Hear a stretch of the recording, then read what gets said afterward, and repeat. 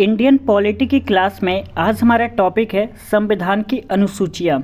देखिए, Indian polity की class में मैंने संवैधानिक इतिहास, संविधान सभा, प्रस्तावना, संविधान की विशेषता, संविधान के स्रोत और संविधान के भाग, ये जो टॉपिक है उसको मैंने कंप्लीट करा दिया है और प्लेलिस्ट भी मैंने बना दिया है। तो आप सभी एक बार प्लेलिस्ट को चेकआउट जरूर कर लीजिएगा। आपको वहाँ पर संवैधानिक इतिहास का, संविधान सभा, प्रस्तावना, विशेषता, स्रोत और भाग, इन सब की क्लासेस आपको वहाँ पर मिल जाएंगी। ठीक है। और आज के इस क्लास में हम पढ़ने वाले हैं संविधान की अनुसूचियाँ के बारे में, उसके बाद संविधान के अनुच्छेद, उसके बाद संघ और राज्य क्षेत्र, उसके बाद नागरिकता और उसके बाद मौलिक अधिकार, डीपीएसपी, मौलिक कर्तव्य। एक एक टॉपिक को हम कंप्लीट करते जाएंगे। ठीक है। तो चलिए आज की क्लास को हम स्टार्ट करते हैं। आज की क्लास में पहला प्रश्न हो जाएगा, वर्तमान में भारतीय संविधान में कुल कितनी अनुसूचियां हैं? तो इसमें आपका correct answer option number C हो जाएगा, 12 अनुसूचियां हो जाएंगी। ठीक है। चलिए दूसरा प्रश्न देख लेते हैं। संविधान सभा की प्रारूप समिति द्वारा प्रस्तुत प्रारूप संविधान में कितनी अनुसूचियां हैं? करेक्ट आंसर हो जाएगा ऑप्शन नंबर बी, 8। दूसरा प्रश्न है हमारा, संविधान सभा द्वारा अंतिम रूप से पारित संविधान में कुल कितनी अनुसूचियां थीं? तो इसमें आपका correct answer option number B हो जाएगा। कितनी अनुसूचियां? तो इसमें हो जाएंगी 8 अनुसूचियां थी। ऑप्शन नंबर बी आपका राइट रहेगा। अगला प्रश्न है, मूल संविधान में कितनी अनुसूचियां थीं? 8, 9, 10 या 11? तो इसमें आपका जो करेक्ट आंसर रहेगा वो ऑप्शन नंबर ए हो जाएगा। 8 अनुसूचियां थी मूल संविधान में। अगला प्रश्न है, किस संविधान संशोधन अधिनियम द्वारा भारतीय संविधान में नवी अनुसूची जोड़ी गई थी? Correct answer option number A हो जाएगा। पहली संविधान संशोधन अधिनियम द्वारा भारतीय संविधान में जो नवी अनुसूची है उसको जोड़ा गया था पहले संविधान संशोधन के द्वारा। इसको आप सभी ध्यान रखिएगा। जो नवी अनुसूची है कब जोड़ी गई थी? तो पहले संविधान संशोधन द्वारा भारतीय संविधान में नवी अनुसूची जोड़ी गई थी। और मूल संविधान में कितनी अनुसूचियां थीं? तो वो हो जाएंगी 8वीं। और 9वीं कब जोड़ी गई थी? तो पहले संविधान संशोधन अधिनियम द्वारा। उम्मीद करते हैं अभी जो मैंने आपको बात बताई वो आपको बिल्कुल अच्छे से समझ में आ गया होगा। तो चलिए अगला प्रश्न देख लेते हैं। 52वें संविधान संशोधन अधिनियम द्वारा 1985 ईस्वी में कौन सी अनुसूची को भारतीय संविधान में शामिल किया गया था? तो इसमें आपका करेक्ट आंसर बी हो जाएगा। 10वीं अनुसूची को 52वें संविधान संशोधन अधिनियम द्वारा 1985 में जो 10वीं अनुसूची है उसे भारतीय संविधान में शामिल किया गया था।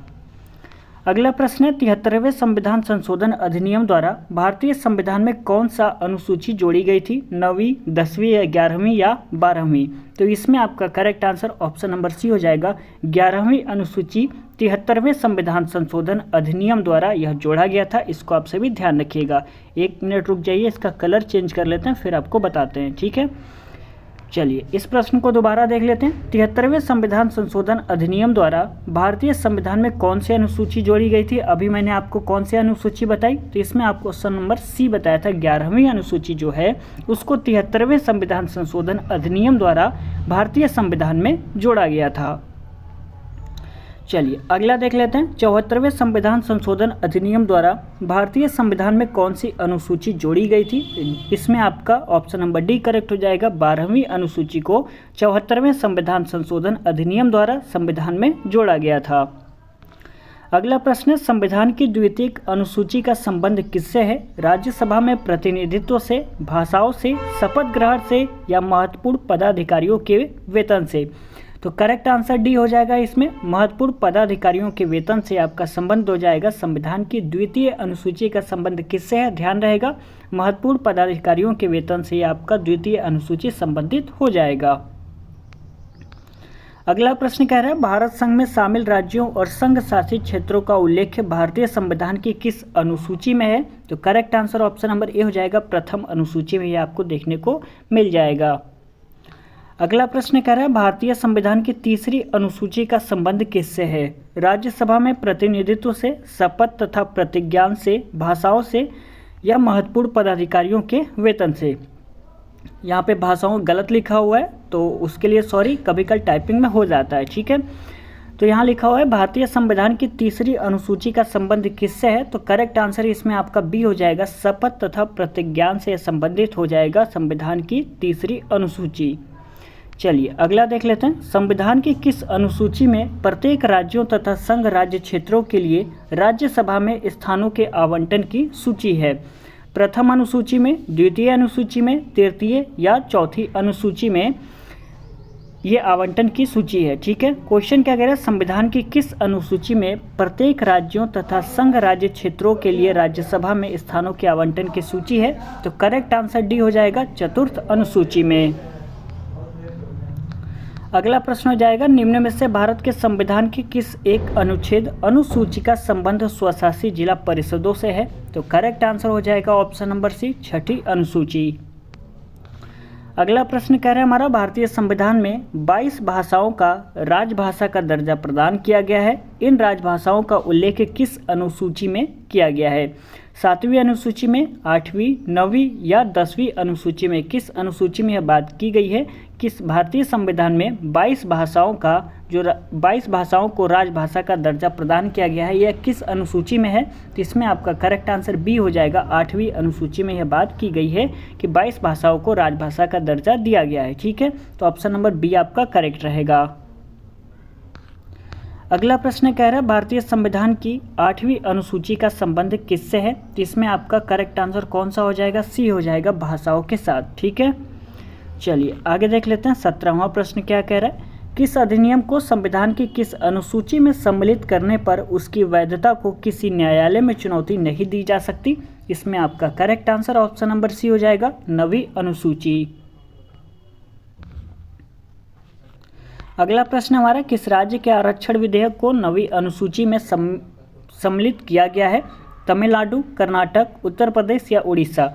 क्वेश्चन को दोबारा पढ़ लेते हैं। किस राज्य के आरक्षण विधेयक को 9वीं अनुसूची में सम्मिलित किया गया है? किस राज्य के आरक्षण विधेयक को 9वीं अनुसूची में सम्मिलित किया गया है? तो तमिलनाडु राज्य के, या कर्नाटक, या उत्तर प्रदेश, या उड़ीसा? तो करेक्ट आंसर ए हो जाएगा, तमिलनाडु राज्य के आरक्षण विधेयक को 9वीं अनुसूची में सम्मिलित किया गया है। आप सभी ध्यान रखिएगा।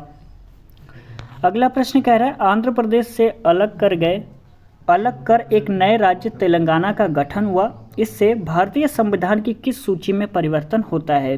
क्वेश्चन क्या कह रहा है, आंध्र प्रदेश से अलग कर एक नए राज्य तेलंगाना का गठन हुआ है, इससे भारतीय संविधान की किस सूची में परिवर्तन होता है?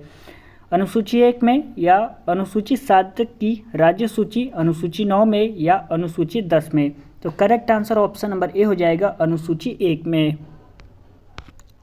20वां प्रश्न हमारा, दल बदल के आधार पर निर्वाचित सदस्यों की अयोग्यता संबंधी विवरण संविधान की किस अनुसूची में दिया गया है? तो करेक्ट आंसर सी हो जाएगा, 10वीं अनुसूची में दल बदल के आधार पर निर्वाचित सदस्यों की अयोग्यता संबंधी विवरण दिया गया है। ठीक है, संविधान की किस अनुसूची में? तो 10वीं अनुसूची में यह दिया गया है। ऑप्शन नंबर सी आपका राइट रहेगा। देखिए इसमें कुछ प्रश्न बाकी रह गए हैं जिसको हम अगले वीडियो में कवर कर लेंगे। तो बस आज की क्लास में बस इतना ही। यदि वीडियो आपको पसंद आया होगा तो प्लीज़ वीडियो को लाइक ज़रूर कर दीजिएगा। आप लोग भूल जाते हैं तो ऐसा मत क्या करें। वीडियो को आप सभी शेयर कर सकते हैं व्हाट्सएप टेलीग्राम ग्रुप पे, जहाँ भी आपने स्टडी ग्रुप ज्वाइन किया हुआ है वहाँ इस वीडियो को आप सभी शेयर कर सकते हैं। यदि वीडियो में आपको कुछ अच्छा लगा होगा तब आपका दिल करे तो एक प्यारा सा कमेंट जरूर करिएगा कि आपको वीडियो कैसा लगा। चैनल को सब्सक्राइब नहीं किया है तो सब्सक्राइब कर लीजिए, यहाँ पे आपको ऐसे ही वीडियोस मिलते रहते हैं। और एक बार आप सभी प्लेलिस्ट को चेकआउट जरूर कर लीजिएगा, आपको वहाँ पे बहुत सारे क्लासेस मिल जाएंगे। तो चलिए मिलते हैं अगले क्लास में, तब तक के लिए बहुत बहुत धन्यवाद।